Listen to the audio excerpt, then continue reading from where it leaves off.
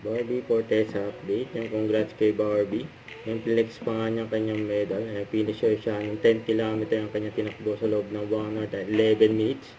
Grabe si Barbie. Just a woman's run. Sinalian niya. And sa post ni Barbie, sabi niya, each time a woman stands up for herself, and she stand up for all women, Maya Angelou.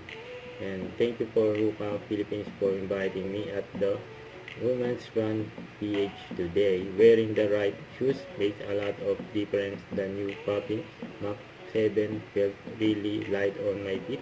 It gave me a boost of speed and confidence. I'm so glad this was my first fun run this year. Congrats to all the amazing women I met during the race. Happy Women's Day, you know. Ang grabe puti ni Barbie. And enjoy. Siyempre, next kanyang fun run ay Sparkle Run sa Queen Guns na sa May 30. Abangan si Barbie.